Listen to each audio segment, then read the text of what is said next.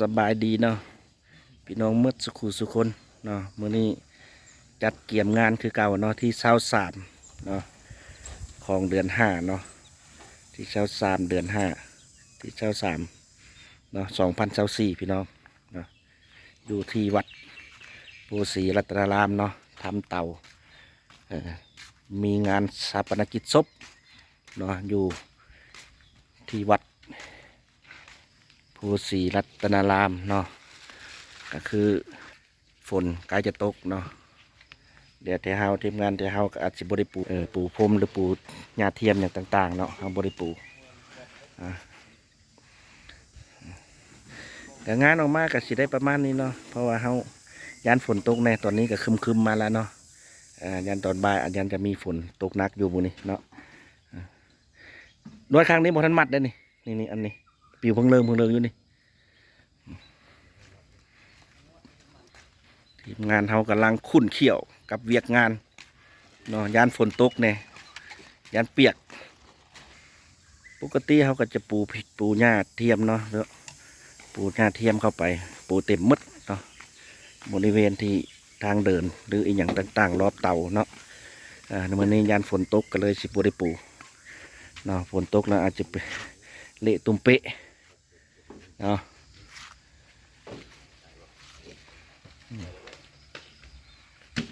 โอเคเนาะพบกันตอนบ่าย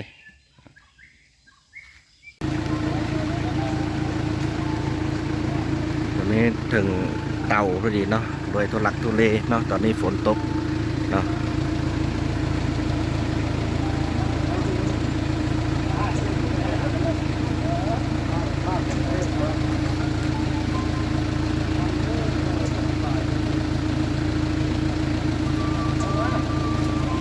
ไปใช้มืด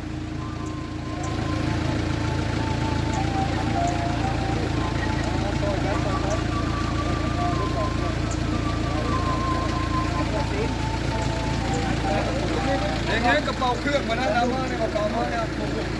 ลงได้เบิ้ลกระเป๋าเครื่องมาแล้วท่ามกลางสายฝนพี่น้องเอ้ยเนาะว่ามันจะเป็นอะไรยังโมโหอยู่ตอนนี้เนาะปะจิวางเพลิงใดทำใดติดตามชมน้ำกัน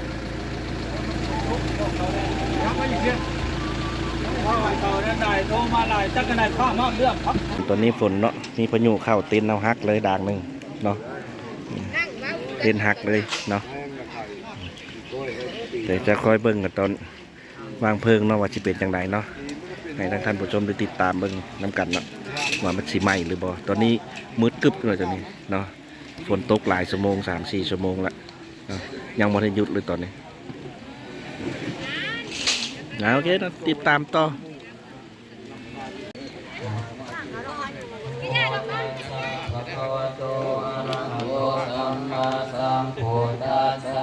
นะโมตัสสะภะคะวะโตอะระหะโตสัมมาสัมพุทธัสสะนะโมตัสสะภะคะวะโตอะระหะโตสัมมาสัมพุทธัสสะ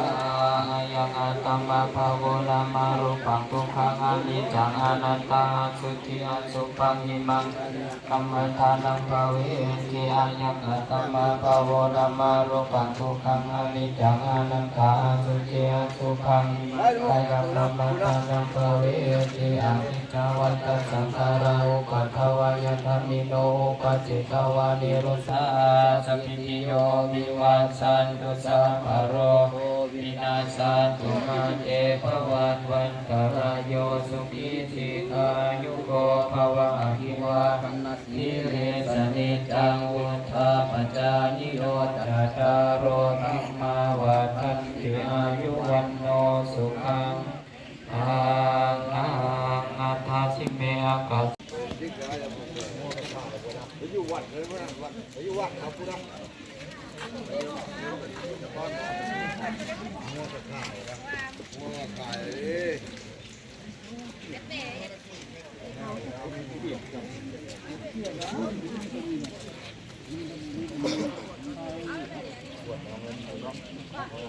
อันนี้เห็นผักไทยเฉยๆนะ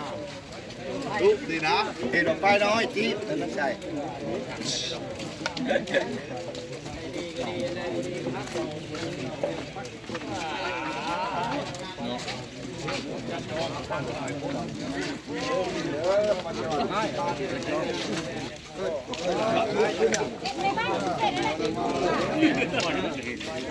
้างเงิน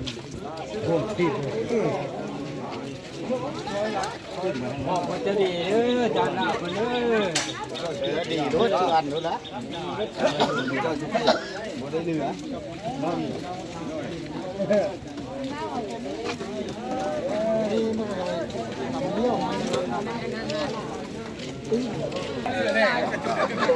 ไปแล้วโคโอ้ลูกผมบ่ต้องเอาลงนี่บ่ลงแล้วพี่ก่อนกันนี่นั่นน่ะบ่คนนี้เข้าไปแล้วกันนี่นั่นน่ะเบิดไปพี่เอ็น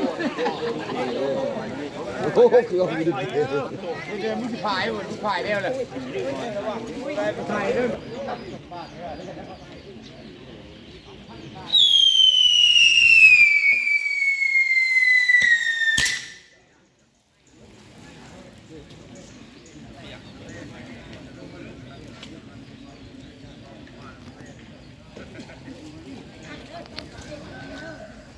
นี่ก็เบิ่งตอนนี้ฝนตกเนาะ